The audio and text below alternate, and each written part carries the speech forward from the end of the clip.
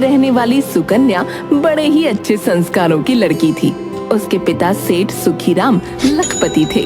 सुकन्या का परिवार बड़ा ही भागवत भाव वाला था और ऐसे ही संस्कार सुकन्या में भी थे।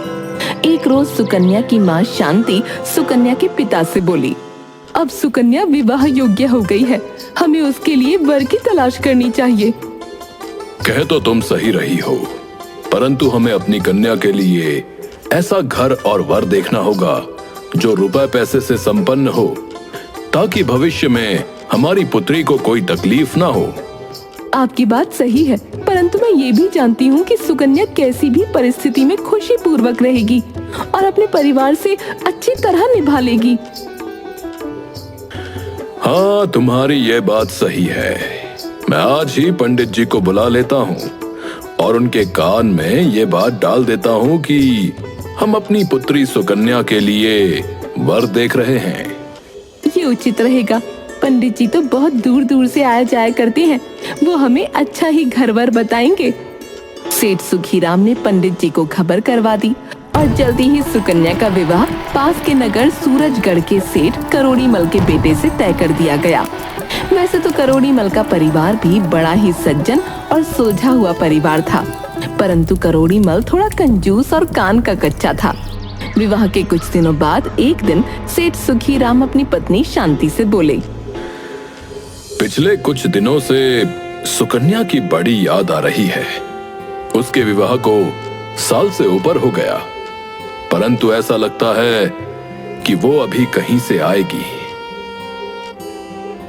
हाँ, सुकन्या के बिना घर बिल्कुल सूना हो गया है। मैं कल ही सुकन्या के ससुराल जाऊंगा उसका हाल चाल लाने। तुम तैयारी कर देना। मैं तैयारी कर लूंगी। दूसरे दिन सुखीराम सुकन्या के ससुराल पहुंचे। उन्हें देखकर करोड़ीमल, आइए आइए समधी जी, बड़े दिनों बाद हमारी याद आई। क्या करूं समधी जी, रिश्ता ऐसा है, नहीं तो हर दूसरे दिन आ जाया करूं। हाँ हाँ, ये तो सही कहा आपने। तभी पिता की आवाज सुनकर सुकन्या आती है। पिताजी, पिताजी। कैसी हो बेटी? मैं बिल्कुल ठीक हूँ पिताजी, आप कैसे हैं? माँ कैसी है? हम सब बस तेरे बिना जीना सीख रहे हैं। अरे बहू, क्या अपने पिताजी का पेट सिर्फ बातों से भरोगी?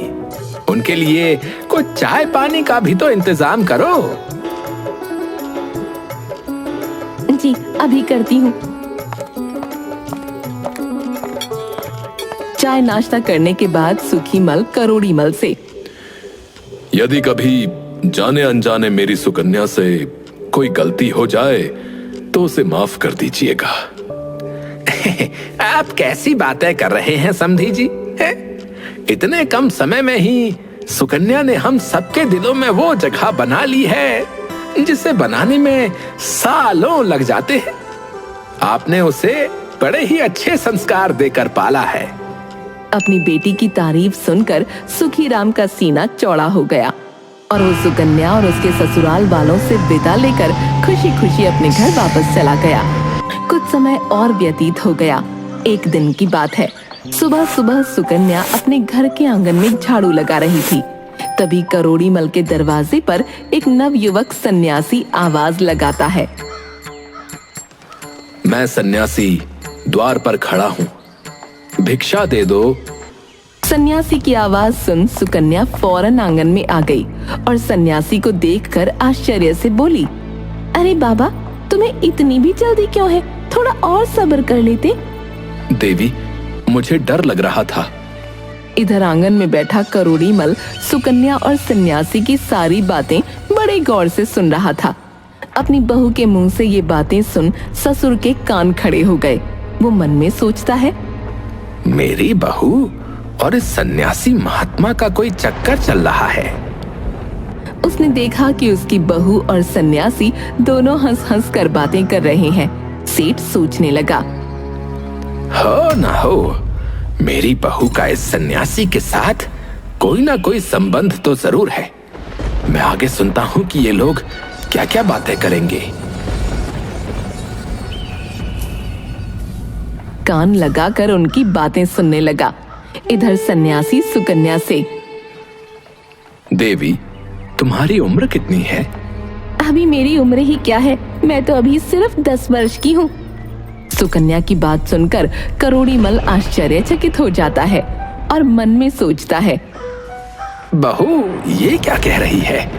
वो इस सन्यासी से इतना बड़ा झूठ क्यों बोल रही है? तभी सन्यासी ने अपनी बात को दोहराया, अच्छा, तुम्हारी उम्र सिर्फ 10 वर्ष की है?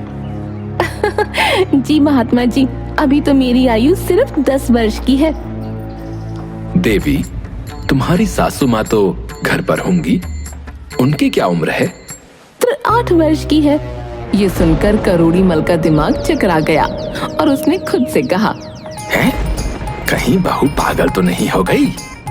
वो अपनी उम्र सिर्फ 10 वर्ष की बता रही है और मेरी पत्नी की उम्र 8 वर्ष की बता रही है।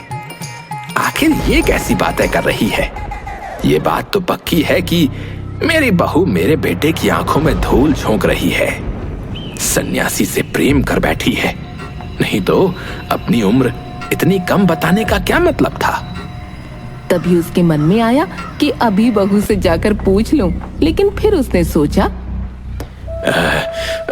अभी इतनी जल्दी बीच में बोलना ठीक नहीं रहेगा। पूरी बातें सुनता हूँ। जब ये सन्यासी यहाँ से चला जाएगा तब मैं बहू से उसकी मंशा पूछ लूंगा और मैं अपने बेटे से भी कहूंगा कि वो बहू को छोड़ दे। से सुनने लगा। इधर सन्यासी महात्मा ने सुकन्या से कहा, देवी, आखिर तुम्हारे पति की उम्र कितनी है? महात्मा जी, मैं क्या बताऊं, मेरे पति की उम्र अभी सिर्फ 4.5 साल की है। सुकन्या की बात सुनकर अब तो करोड़ीमल की व्याकुलता और अधिक बढ़ गई और उसने खुद से कहा, है? बहू तो बिल्कुल ही पागल हो गई है। ये क्या अनाप शनाप बक रही है? ये स्वयं को 10 साल का बता रही है, अपनी सास को 8 साल का और अपने पति को सिर्फ 4.5 साल का बता रही है। अब तो हद ही हो गई। इस हिसाब से तो ये मेरी उम्र कितनी बताएगी। देखता हूँ आगे ये क्या क्या बातें करते हैं। पहले मैं इन दोनों की पूरी बातें सुन लेता हूँ कि ये मेरे बारे में क्या बोलेगी। हाँ। अब तुम ये भी बताओ कि तुम्हारे ससुर की उम्र कितनी है? महाराज, अपने ससुर की उम्र तुम्हें क्या बताऊं, मेरे ससुर का तो अभी जन्म भी नहीं हुआ। सुकन्या की बात सुनकर तो करोड़ीमल आपे से बाहर हो गया। उसे कुछ समझ नहीं आ रहा था कि ये सब क्या हो रहा है। उसने खुद से कहा, या तो बहू पागल हो गई है या फिर मैं पागल हो गया हूँ। मेरे बेटे के साथ इसका विवाह हुआ है और ये कह रही है कि मेरे ससुर का तो अभी जन्म ही नहीं हुआ। आखिर ये कहना क्या चाहती है? दूसरी तरफ सुकन्या उस सन्यासी महात्मा को भिक्षा देने के बाद अपने घर के अंदर चली आई। इधर करोड़ीमल अपने मन ही मन बातों को बुन रहा था। मैं अभी जाकर बहू से ये बात पूछूं कि वो साधु के साथ हंस हंस कर क्या उल्टी सिल्टी बातें कर रही थी। लेकिन उससे क्या पूछूं? मैंने तो खुद अपने कानों से सब कुछ सुना है और अपनी आंखों से देख लिया है। जरूर इस साधु के साथ मेरी बहू का कोई अवैध रिश्ता है। मेरी बहू होते हुए इसने हमारे खानदान की नाक कटवा दी। अब मैं इसे अपने घर में नहीं रखूंगा। मैं ये बात पंचायत के सामने लेकर जाऊंगा। पंचायत में सभी पंचों के सामने ही मैं सवाल करूंगा। मुझे तो अब इसे बहू कहते हुए भी लज्जा आ रही है। करोड़ीमल ने सुकन्या के माँ बाप को तुरंत बुलवा भेजा और खबर मिलते ही सुखीराम और शांति तुरंत सुकन्या के ससुराल पहुँच गए। इस बीच करोड़ीमल पंचायत पहुँच जाता है। आज आपके इधर आने का क्या कारण है सेठ जी? आप तो बहुत ही परेशान दिखाई दे रहे हैं। क्या कोई बात हो गई है? आज मैं किसी को मुंह दिखाने के लायक नहीं रहा मुखिया जी। मेरी पुत्रवधू चरित्रहीन निकली। इसके साथ साथ वो इतनी बड़ी मक्कार है कि मैं आपको बता नहीं सकता। मैं अपनी बहू से छुटकारा पाना चाहता हूँ। हैं? क्या बात हो गई जो आप अपनी बहू से छुटकारा पाना चाहते हैं? मुखिया जी, आप सभी लोग मेरे घर पर चलिए। मैं वहीं पर जाकर पंचायत के सामने ही अपनी बात बताऊंगा। हाँ। करोड़ीमल के बार बार आग्रह करने पर सभी पंच सेठ के साथ चल दिए। इधर सभी पंच चौपाल पर पहुंचे और उधर सुकन्या के माता पिता भी आ गए। क्या बात है समधी जी, सब कुशल तो है? आपने अचानक बुलवा भेजा? अरे भाड़ में गया तुम्हारा समधी। सुखीराम और शांति को समझ में कुछ नहीं आ रहा था। दूसरी तरफ सेठ ने अपनी चौपाल पर पंचायत बिठा दी। सभी लोग सेठ के दरवाजे पर इकट्ठा हो गए। पंचों ने सेठ से कहा, सेठ जी, ऐसी कौन सी बात है जो आपने अपने घर पर पंचों को बुलाया है? आखिर घर में ऐसी कौन सी समस्या आ गई जिसे लेकर पंचायत करनी पड़ी? अब तो सभी पंच तुम्हारे घर पर आ चुके हैं। बताओ आखिर बात क्या है? मुखिया जी, मैं अपनी पुत्रवधू सुकन्या को पंचायत में बुलाना चाहता हूँ। हाँ, सबसे पहले आप मेरी बहू को बुलवाइए। मैं अपनी समस्या उसी के सामने रखूंगा। हाँ। पंचायत का आदेश मिलते ही तुरंत सुकन्या को बुलवाया गया। जब सेठ की बहू आ गई तो पंचों ने फिर से कहा, सेठ जी, अब तो आपकी बहू भी आ गई है। अब तो बताइए कि आखिर ऐसी कौन सी बात है? तुम्हारी बहू ने ऐसा क्या कर दिया जो तुम इतने दुखी हो रहे हो भाई? मुखिया जी, आज सुबह जब मैं सोकर उठा तो मैंने कुछ ऐसा देखा जिसे देखकर और सुनकर मैं बहुत ही दुखी हो गया। मैंने देखा कि मेरी बहू आंगन में झाड़ू लगा रही थी कि तभी दरवाजे पर एक नौजवान साधु आ गया। वह दरवाजे के बाहर खड़ा होकर भिक्षा मांगने लगा। जैसे ही उस सन्यासी महात्मा की आवाज मेरी बहू के कानों में पड़ी तो वो भिक्षा लेकर द्वार पर आ गई। सेठ जी, इसमें दुखी होने वाली कौन सी बात है भला? है? ये तो अच्छी बात है। यह तो हर नारी को करना चाहिए। बस इतनी सी बात के लिए तुमने अपने द्वार पर पंचायत बुला ली। बताओ, घर के दरवाजे पर आए हुए साधु सन्यासी या भूखे भिखारी को भिक्षा डालना हर नारी का धर्म है भाई। इसमें इतना परेशान होने वाली क्या बात है? आप सभी लोग जरा सब्र कीजिए, मैं आपको पूरी कहानी सुनाता हूँ। हाँ, मेरी बहू की करतूत सुनकर आप लोग भी पागल हो जाएंगे। मेरी समस्या बहुत बड़ी है। यदि कोई छोटी सी बात होती तो मुझ पर कोई फर्क नहीं पड़ता। मैं पंचायत क्यों बुलाता और आप लोगों को परेशान क्यों करता भला? दरअसल बात बहुत ही गंभीर है और उसका फैसला सिर्फ पंचायत में हो सकता है। हाँ, अब ठीक है सेठ जी, आपकी बातें सुनकर तो ऐसा लग रहा था जैसे कोई बड़ी बात नहीं है। अरे नहीं, जिस बात को लेकर मैं इतना चिंतित हूँ, यदि वो बात आप भी जान लेंगे तो आप भी मेरी परेशानी को समझ जाएंगे। सेठ जी, आप इतनी देर से हमें गोल गोल घुमा रहे हैं। साफ साफ क्यों नहीं बताते कि आखिर बात क्या है? देखो, बात यह है कि दरवाजे पर सन्यासी आए तो मेरी बहू को चाहिए था कि वो चुपचाप ले जाकर उसे भिक्षा दे देती। उससे बातचीत करने की क्या जरूरत थी? और अगर बातचीत कर भी रही थी तो उसने ऐसी बातचीत की कि यदि आप लोग भी सुन लेंगे तो आपको भी लगेगा कि मेरी बात ठीक है, और तब आपको समझ में आएगा कि आखिर मैंने पंचायत क्यों बुलाई है। अब आप लोग ये बात मेरी बहू के मुंह से ही सुनिए कि मेरी बहू और नौजवान सन्यासी के बीच आखिर क्या बातचीत हुई थी। पिताजी, बताने के लिए तो मैं अभी बता सकती हूँ कि मेरे और उस सन्यासी के बीच में क्या बातचीत हुई थी, लेकिन पिताजी, घर में पंचायत तो आपने बुलाई है, इसलिए पहला अधिकार आपका बनता है। आप बताएं, उसके बाद मैं आपके एक एक सवाल का उत्तर दूंगी। सुकन्या की बात सुनने के बाद पंचों को भी लगा कि वो ठीक कह रही है।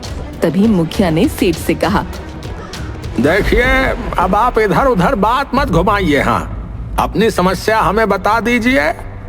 आपको अपनी बहू से क्या परेशानी है? उसने ऐसा क्या कर दिया जो आपको इतनी बेचैनी हो रही है? क्या उसने कोई ऐसा कदम उठा लिया जो समाज और मर्यादा के विरुद्ध है? यदि उसने ऐसा किया है तो उसे पंचायत की ओर से दंडित किया जाएगा। आप बिल्कुल निश्चिंत रहिए, पंचायत को पूरी बात बताइए। अरे भाई, बात कुछ ऐसी है जिसे बताने में मुझे बहुत ही लज्जा आ रही है। आप लोगों को तो मालूम है कि मैं इस गांव का बहुत ही इज्जतदार व्यापारी हूं, लेकिन मुझे लगता है कि मेरी बहू ने मेरी सारी इज्जत मिट्टी में मिला दी। मेरा सारा मान सम्मान उसने महात्मा से बातें करके धूल में मिला दिया। वो कुछ ऐसी बातें करती है जिन्हें ना तो मैं कह सकता हूं और ना ही आपको सुनने में अच्छी लगेगी। इसीलिए आप बहू से पूछ लीजिए। बहू, अब तुम ही बता दो, आखिर सन्यासी और तुम्हारे बीच ऐसी क्या बातें हुई थी? ठीक है पिताजी, यदि आपको बताने में शर्म आती है तो मैं ही बता देती हूँ कि मेरी और महात्मा के बीच में क्या बातचीत हुई थी। लेकिन पिताजी, शुरुआत तो आपको ही करनी पड़ेगी। पहले बात आप कहेंगे, फिर मैं उसका उत्तर दूंगी। यदि मैं गलत हुई तो पंचायत मुझे जो भी सजा सुनाएगी मैं मंजूर करूंगी। सब लोग ध्यान से सुनो। मेरे दरवाजे पर एक सन्यासी भिक्षा मांगने के लिए आया। और फिर करोड़ीमल अपनी बहू की तरफ देखते हुए कहने लगे, जब वो सन्यासी आया तो तुमने उससे क्या कहा था? हैं? सन्यासी अभी इतनी जल्दी किस बात की है? बताओ, तुमने ये कहा था या नहीं? हैं? सारी पंचायत जानना चाहती है कि तुमने क्या कहा था। तुमने उस महात्मा को ऐसा क्यों कहा? हाँ पिताजी, मैंने ये बात उस महात्मा से कही थी। फिर तुम्हारे पूछने पर उसने क्या उत्तर दिया था? कि मुझे बहुत ही डर लग रहा था। क्या मतलब था भला? किसका दिमाग नहीं घूमेगा? है ससुर जी, अगर मेरी बात गलत निकली है तो मैं सबके सामने कहती हूँ कि मैं खुद ही आपका घर छोड़कर चली जाऊंगी। पहले आप मेरी बात पूरी सुन लें। मैंने उस नौजवान सन्यासी से इसलिए बात कही थी कि उसने छोटी सी उम्र में ही सन्यास धारण कर लिया। जो उम्र खेलने कूदने हंसने खेलने की होती है, उस उम्र में वो वैराग्य धारण करके सन्यासी बन गया। वही बात मैंने उससे पूछी थी कि तुम्हारी तो अभी बहुत ही उम्र पड़ी है। लोग जब बूढ़े हो जाते हैं तब भगवान का भजन करते हैं, लेकिन तुम तो अभी से भगवा धारण करके घूम रहे हो। इसीलिए मैंने उससे कहा था कि अभी इतनी भी क्या जल्दी है जो तुम महात्मा बन गए। मेरी बात का जवाब उसने ये कहकर दिया था कि मुझे डर लग रहा है। सन्यासी की इस बात का मतलब ये था कि मौत का कोई भरोसा नहीं है कि वो कब आ जाए। लोग बुढ़ापे में भजन करने लगते हैं, लेकिन यहाँ तो एक पल का भी पता नहीं कि मौत कब दबा ले। मरने से पहले मनुष्य को अपने कल्याण के लिए जितना हो सके भगवान का भजन और सत्कर्म कर लेना चाहिए, वही उसके साथ जाएंगे। इसीलिए भगवान का भजन और सत्कर्म बचपन से ही शुरू कर देने चाहिए। बुढ़ापा आखिर किसने देखा है? क्या पता जिंदगी का अंत कब हो जाए, न जाने कब सांसें थम जाएं। अब आप ही बताइए ससुर जी कि क्या उस सन्यासी ने कुछ गलत कहा था? बहू की बातें सुनकर अब तो सारी पंचायत के लोग बहू की बुद्धि की प्रशंसा करने लगे। अब करोड़ीमल को भी समझ आ गया था कि उसकी बहू की बातों का बहुत ही साफ सुथरा मतलब था और वो बेकार में ही अपनी बहू पर संदेह कर रहा था। फिर सुकन्या ने कहा, पिताजी, अभी मेरी बातें पूरी नहीं हुई। मैं आगे की बातों का मतलब भी आपको बताती हूँ। उसके बाद सन्यासी महात्मा ने मुझसे पूछा था कि मेरी उम्र क्या है। तब मैंने उस सन्यासी महात्मा को कहा था कि अभी मेरी उम्र सिर्फ 10 साल की है। मैंने यही कहा था ना पिताजी? हाँ, तुमने यही कहा था। तुमने अपनी आयु उस सन्यासी को 10 वर्ष की क्यों बताई है, जबकि तुम्हारी आयु तो 30 वर्ष की हो चुकी है? सन्यासी से तुमने झूठ क्यों बोला? ये झूठ बोलने के पीछे आखिर क्या कारण था? पिताजी, थोड़ा सब्र कीजिए। मैं ये भी आपको बताऊंगी कि मैंने ऐसा क्यों कहा था कि मेरी आयु अभी सिर्फ 10 वर्ष की है। पिताजी, वैसे तो मेरी आयु 30 वर्ष की हो चुकी है, लेकिन इस आयु को मैं सिर्फ 10 वर्ष का ही मानती हूँ, क्योंकि आज से 10 साल पहले ही मैंने एक संत को अपना गुरु मानकर ईश्वर की भक्ति शुरू की थी। 10 वर्ष पहले ही मुझे भगवान की भक्ति का ज्ञान हुआ था। उनकी कथा कीर्तन में मेरा मन लगने लगा था। जब से मैं भगवान से जुड़ी हूँ, उन्हें पहचान गई हूँ। जितना समय मेरा भगवान की भक्ति में बीता है, उतनी ही उम्र मेरी सार्थक है। बाकी जीवन तो मेरा व्यर्थ चला गया। संसार में मनुष्य चाहे जितना भी जी ले, लेकिन उतनी ही आयु उसकी सफल मानी जाएगी जितना समय उसने भगवान का भजन और सत्कर्म करने में बिताया है। बाकी की उम्र तो उसने पशुओं की तरह बिता दी। वो तो सिर्फ खाया पिया और सोया है। ये काम तो पशु भी करते हैं। मैं पिछले 10 वर्षों से ईश्वर की भक्ति से जुड़ी हूँ, इसीलिए मैंने उस सन्यासी को अपनी आयु सिर्फ 10 वर्ष बताई थी। अब आप ही बताइए, मैंने उससे क्या गलत कहा? बहू का जवाब सुनकर करोड़ी मल निरुत्तर हो गया। पंचायत के लोग सुकन्या का जवाब सुनकर वाह वाह करने लगे। अरे वाह भाई, धन्य हो भाई पुत्री, वाकई में तुम बहुत ही समझदार हो। बहू, तुमने तो अपनी आयु 10 वर्ष बताई, ये बात तो मेरी समझ में आ गई, लेकिन तुमने अपनी सास की उम्र 8 वर्ष क्यों बताई और अपने पति की उम्र सिर्फ 4.5 वर्ष क्यों बताई, जबकि तुम्हारी सास की उम्र अब 60 के ऊपर है? इसका मतलब भी मुझे जरूर समझाओ। ससुर जी, जब मैं अपने मायके से ससुराल आई थी, तब ना तो आपके घर में कोई पूजा पाठ होती थी, न ही कोई कथा सत्संग। लेकिन मेरे कहने पर सासू माँ ने सत्संग में जाना शुरू किया। भगवान के भजन सुनने लगी और ईश्वर की भक्ति करने में लग गईं। और उन्हें भजन करते देख सत्संग सुनते हुए 8 साल का समय हो गया है। सन्यासी महात्मा के पूछने पर मैंने उन्हें बता दिया कि मेरी सासू माँ की उम्र अभी 8 वर्ष की हुई है। अब आप ही बताइए पिताजी, मैंने क्या गलत कहा था? अच्छा, तो ये बात थी। मैं तो तुम्हें पागल समझ रहा था। पिताजी, इसी हिसाब से मैंने अपने पति की आयु भी 4.5 वर्ष बताई, क्योंकि पिताजी 4.5 वर्ष पहले सासू माँ की तबीयत बहुत ही खराब हो गई थी। उनसे चला भी नहीं जा रहा था। तब मेरे पति मुझे और मेरी सासू माँ को मंदिर तक ले जाया करते थे। इसी बहाने मेरे पति को भी भगवान के दर्शन हो जाते थे। धीरे धीरे उनकी रुचि भी भगवान की तरफ हो गई।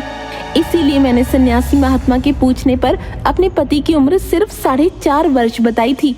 और पिताजी, अंत में आपकी बात, मैंने आपके बारे में ये कहा था कि अभी मेरे ससुर का जन्म नहीं हुआ, क्योंकि पिताजी, जिस दिन से मैं ससुराल में आई हूँ तब से मैं देख रही हूँ, ना तो आप कभी भगवान के मंदिर में गए, ना कभी आप पूजा पाठ करते हैं। आप धर्म कर्म के नाम से बिल्कुल दूर रहे हैं। इसीलिए मैंने आपके बारे में बोला था कि अभी तो आपका जन्म ही नहीं हुआ। आपने अपनी जिंदगी में कभी 2 रुपए का दान भी नहीं किया। देखो, मैं पूरा दिन दुकान पर बैठा रहता हूँ, व्यापार में लगा रहता हूँ। मुझे पूजा पाठ करने और कथा कीर्तन सुनने का जो है समय ही नहीं मिल पाता। मैं तो तुम लोगों के भविष्य के लिए चिंता करता हूँ और तुम लोगों के लिए धन इकट्ठा करता रहता हूँ। पिताजी, आपने कभी अपनी जिंदगी में 2 रुपए का दान भी नहीं दिया। जब भी कभी कोई धार्मिक कार्य होता है, कोई भगवान की चर्चा होती है या भगवान की कथा होती है, आप कभी उसमें नहीं गए। यहाँ तक कि कभी घर में बैठकर भी आपने ईश्वर का ध्यान नहीं किया। आपने अपने जीवन में कोई भी तीर्थ यात्रा नहीं की।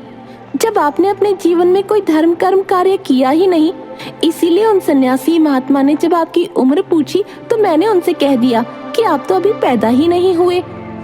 अपनी पुत्र वधू के मुंह से ऐसी बातें सुनकर करोड़ी मल बहुत शर्मिंदा हुआ। उसने पूरी पंचायत के सामने अपने दोनों कान पकड़कर अपनी बहू से क्षमा मांगी और अपनी बहू से कहने लगा, अब बेटी, मैं तुम्हारे बारे में गलत सोच रहा था। मुझे क्षमा कर दो बेटी। मुझे तुम्हारी बातें सुनकर तो मुझे ऐसा लग रहा है कि मुझे तुम पर गर्व होना चाहिए कि तुम सचमुच बहुत ही बुद्धिमान हो। इसके बाद करोड़ी मल ने सभी पंचों से हाथ जोड़कर माफी मांगी और अपने पुत्र वधू को लेकर घर के अंदर चला गया। घर में जाने के बाद, बेटी, तुमने सचमुच आज मेरी आंखें खोल दी। वास्तव में आज तक मेरा जन्म नहीं हुआ था। अब मैं जन्म लेना चाहता हूँ बेटी। ये तो बहुत अच्छी बात है पिताजी। जब जागो तभी सवेरा।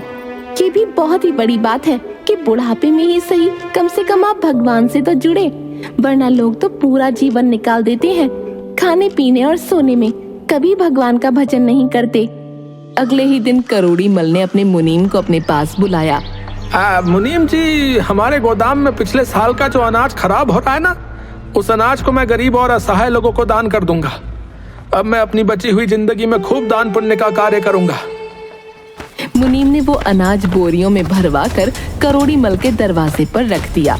वो अनाज बारिश में भीगने के कारण खराब हो रहा था। जैसे ही वो खराब अनाज की बोरियां करोड़ी मल के दरवाजे पर पहुंची तो उनमें से बदबू आ रही थी। बदबू की वजह से सुकन्या घर से बाहर निकल आई। सुकन्या ने घर से बाहर आकर देखा कि खराब गेहूं की बोरियां भरी हुई हैं। अपने ससुर से पूछा, पिताजी, ये अनाज की बोरियां आपने यहाँ किस लिए मंगवाई? इनमें से तो बदबू आ रही है।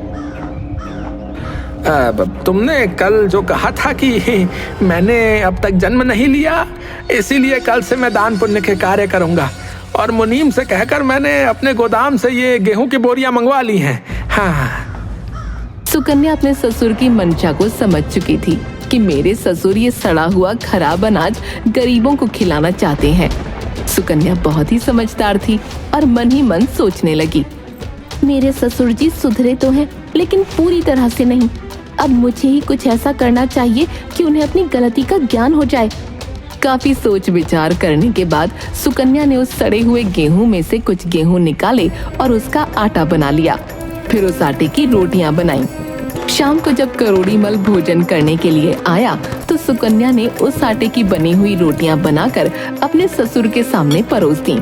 जैसे ही करोड़ी मल ने पहला निवाला खाया, सड़े हुए अनाज की रोटी खाकर वो एकदम से उल्टी करने लगा। बहू, अरे आज तुमने ये कैसी रोटियां बनाई हैं? आज रोटी में से दुर्गंध क्यों आ रही है? मेरा तो सारा मुंह ही खराब हो गया है। क्या बात है पिताजी? बहू, ये आज तुमने रोटियां कैसी बनाई है भाई? इस रोटी को खाते ही मुझे उल्टी आने लगी। आज तुमने कैसा भोजन बनाया है? ससुर की बात सुनकर सुकन्या रसोई से बाहर आई। ससुर जी, मैंने तो ठीक वैसी ही रोटियां बनाई हैं जैसी मैं रोज बनाती हूँ। नहीं बहू, जैसी रोटियां तुम रोज बनाती हो, आज वैसी रोटियां नहीं है। आज तो इस भोजन में से बहुत ही दुर्गंध आ रही है। कहीं कोई जीव या जंतु या कीड़ा मकोड़ा तो इस भोजन में नहीं गिर गया? नहीं ससुर जी, मैंने तो अभी अभी अनाज पीस कर इसकी रोटियां बनाई हैं। तुमने कौन से गेहूं की रोटियां बनाई हैं? करोड़ी मल को जैसे ही पता चला कि सड़े हुए गेहूं से रोटियां बनी हैं, तो वो अपनी बहू पर चिल्लाने लगा। अरे बहू, तुमने उस सड़े हुए अनाज की रोटियां क्यों बनाई हैं? बताओ, वो अनाज तो मैंने गरीबों में दान करने के लिए रखा है। अपने खाने के लिए तो मैंने साफ सुथरा अनाज अलग से रखा हुआ था। पिताजी, मुझे मालूम था कि वो अनाज सड़ा हुआ है, इसीलिए तो मैंने सोचा कि मैं अभी से ऐसा सड़ा हुआ खाने की आदत आपको बना दूं। अरे बहू, कैसी बातें करती हो? हैं? कैसी आदत?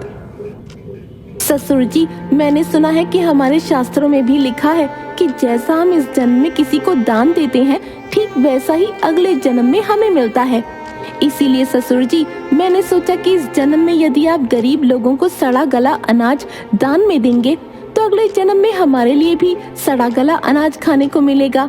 इसीलिए मैंने उस सड़े हुए अनाज की रोटियां बनाई। यदि हम अभी से ऐसी रोटियां खाना सीख जाएंगे, तभी तो ऐसी रोटियां खाने की हमारी आदत बन जाएगी, क्योंकि अगले जन्म में हमें भी तो ऐसा ही अनाज मिलेगा ना। परमात्मा हमें हमेशा वही लौटाता है जो हमने दिया है। बहू, आज मुझे तुम्हारी बातों का मतलब ठीक समझ में आ गया है। मैं आज ही इन सड़ी हुई अनाज की बोरियों को नगर के बाहर कूड़ेदान में फेंकवा दूंगा, और हमारे गोदाम में जो अच्छा अनाज पड़ा है वही मैं दान करूंगा। अगले दिन करोड़ी मल ने साफ सुथरा अनाज गरीब और जरूरतमंद लोगों में दान दिया। अब तो नगर में सभी गरीब और बेसहारा लोग सेठ की वाहवाही करने लगे और उसे दिल से आशीर्वाद देने लगे। ये देखकर सुकन्या ने अपनी सास से कहा, माँ जी, आप पड़ोस की औरतों को बुला कर लाइए। आखिर ऐसी क्या बात है जो मैं पड़ोस की औरतों को बुला कर लाऊं? तुम उनका क्या करोगी? माता जी, मैं तभी आपको बताऊंगी। बहू की बात मानकर सास पड़ोस की औरतों को बुलाने चली गई।